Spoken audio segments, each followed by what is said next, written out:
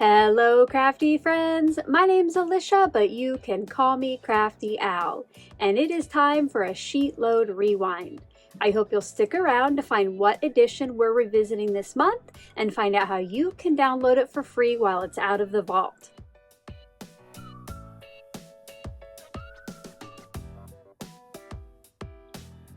Welcome, or perhaps welcome back to my channel. I'm so glad that you're here today. Each month, I get together with some of my creative team members for a little SheetLoad rewind. This is when we revisit a past SheetLoad of cards. Sometimes we switch it up and make it new. Other times we just make a new card or two with it. Once you're done watching my video, make sure to go and see what the rest of the team has created this month. You can do that by checking out the playlist, which is linked in the description box below and will be as an end card at the end of this video. I know that everybody would love for you to stop by, see what they created, and leave them some love. This month, we are rewinding back to October 2021, which was inspired by one of the creative team members, Chelsea, and showed you how to make 10 cards with just 2 pieces of pattern paper and some cardstock. This edition is currently in the vault, which means it is only available to channel members. But for the next month, I will tell you how you can download this for free as long as you're subscribed to my channel. So make sure to stick around to find out more about that. I am going to be switching mine up just a little bit, which I'll tell you more about that later. And when I get into the process, I will tell you about the products and tools I'm using. But as always, if I ever leave you with any questions, feel free to leave those in that comment section below, and I'll get back to you just as soon as I can. Let's get crafty! I wanted to take a minute and tell you how I'm going to be switching up the October 2021 SheetLoad today. First of all, I am using 2 different pieces of pattern paper, but instead of having one pattern on each side here with the torn pieces, I'm going to use the same pattern for those 2, and then a second one for the background mat.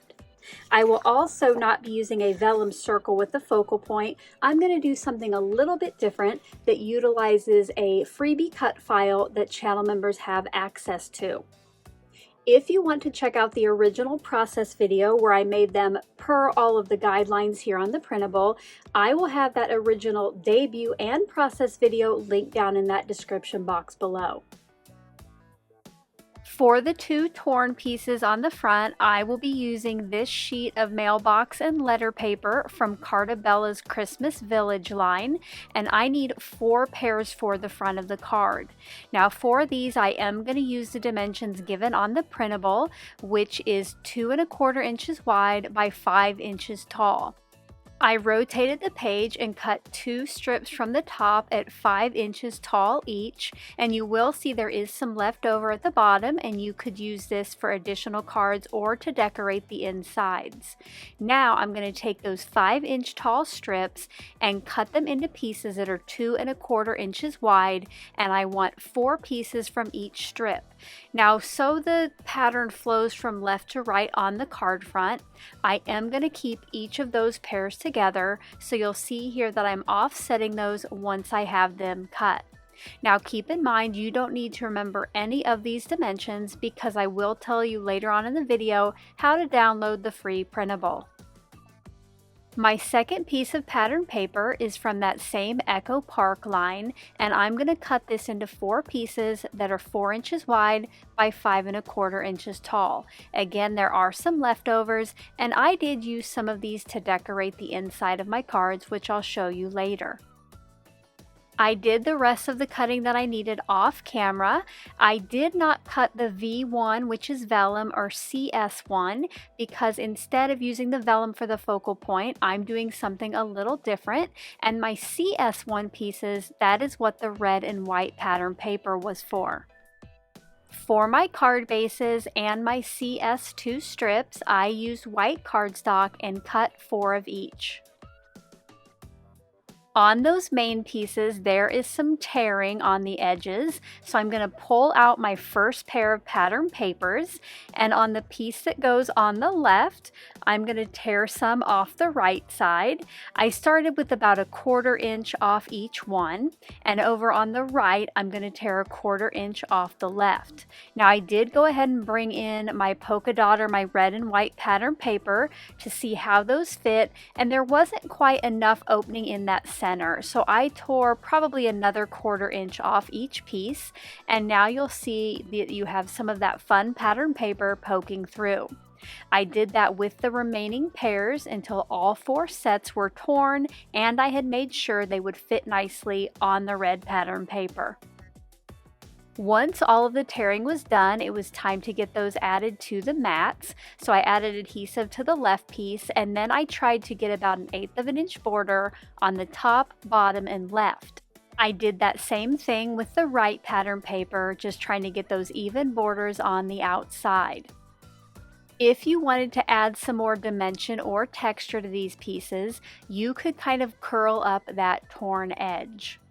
Now, if tearing isn't really your thing, you could always use some decorative edge scissors on these pieces, or even use a border die just to add a little more interest.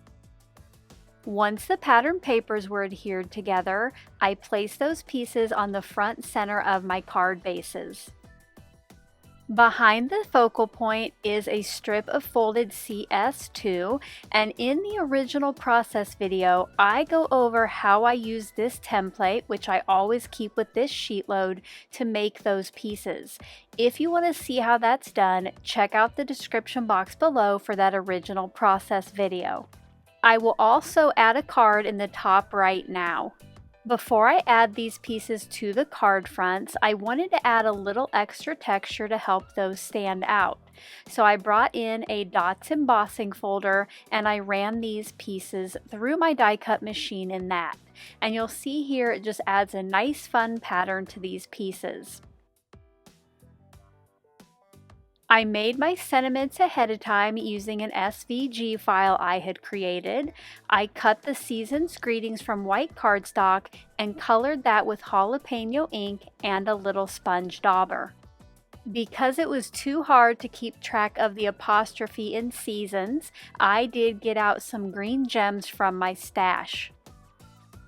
If you are a channel member and you want access to this SVG if you don't already have it, check out this month's blog and you'll want to look for a graphic that looks like the one up to the right now. I will also go ahead and post it today on the membership tab.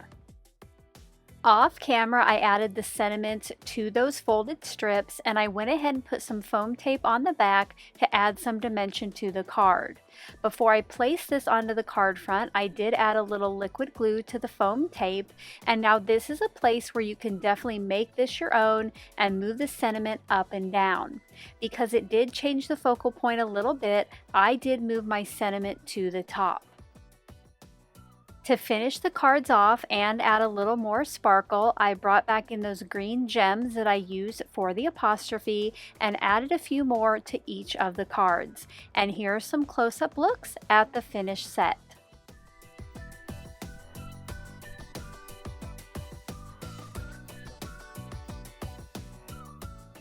I hope you enjoyed seeing how I switched up the October 2021 sheet load just a little bit to create these 4 holiday cards. If you did, as always, a thumbs up is appreciated. Now let me tell you how you can download the printable. If you don't already have the October 2021 sheet load of cards, it will be out of the vault for 1 month for subscribers. Here in just a minute, I'll tell you where to find the link to download it.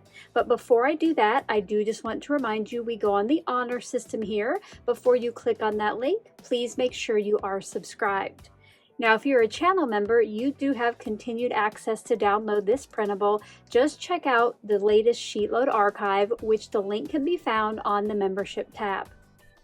For the next 30 days, you can find the link to the October 2021 sheet load down in the description box right below my P.O. box address.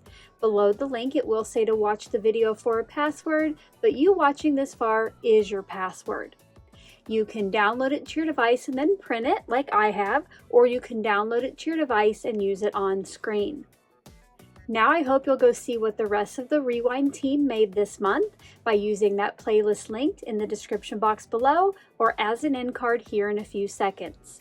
Until my next video, I hope you're all having a crafty day. Bye-bye. Thank you so much for taking the time to watch all the way to the end of the video. I hope now you'll consider clicking on one of the videos or playlists I have linked above. And if you are interested in any of the products or tools I used in today's video, I do have some links in the description box below.